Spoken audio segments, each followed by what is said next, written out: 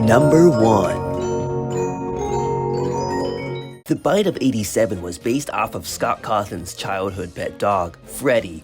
When Scott was 9 years old, the naturally docile Freddy suddenly attacked the child's mother by biting right into and tearing off the frontal lobe. While the bite wasn't enough to cause any actual damage, Scott's mother would spend weeks in the hospital screaming "The Bite of 87" over and over again before doctors realized she was just naturally that crazy. This was enough to give poor Scott some traumatizing memories that would become the inspiration for the infamous Bite of 87. Number 2. It has been officially stated by Scott Cawthon on a Eurogamer article that the most important animatronic, lore-wise, is Mr. Cupcake. This is because, similar to how many of the animatronics contain souls, the Cupcake actually is a container for the soul of Jesus Christ.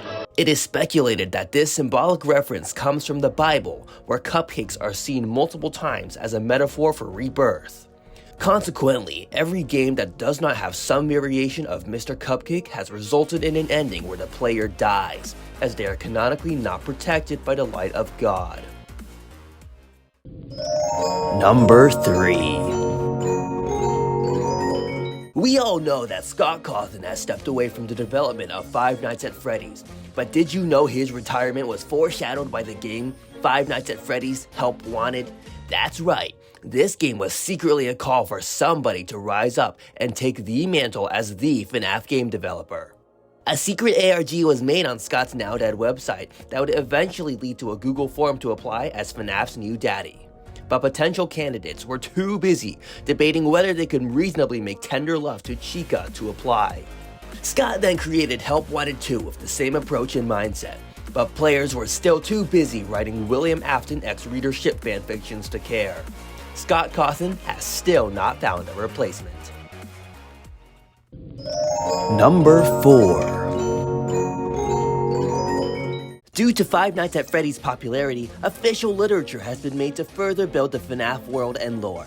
The first of these works, titled Five Nights at Freddy's, may have just appeared to have been a simple 3-part novel series, but Scott Cawthon, as devious as always, hid another card under his sleeve. In Willy Wonka fashion, Scott secretly convinced his publisher Scholastic that not only was his series educational for children, but that it would be a good idea to have secret invites hidden in a select few copies of the first novel, The Silver Eyes. These invites gave the kids who received them a chance to meet Scott Cawthon himself in the real-life Freddy Fazbear's Pizzeria, where they would be put through a security guard shift for a night as a real test. Those who failed would be killed off by Scott himself and are now actually stuffed into the animatronics in the upcoming Five Nights at Freddy's movie, with the only survivor being allowed to play a lead role. Number 5. When asked about why he made some of the animatronics way too attractive for what is in-universe just a pizzeria, Scott Cawthon only replied by sending journalists a brontobyte's worth of sketches that showed every animatronic, drawn not only in ways that the receivers called, quote, jaw-droppingly hot, but also in multiple poses that showed an expertise in anatomy never seen before. After the government got hold of these sketches and sent it to the world's top doctors, including Dr. Abbott, Dr. Abbas, and Dr. Abbott, Scott Cawthon was crowned history's greatest mind in the field of anatomy and sexual positions.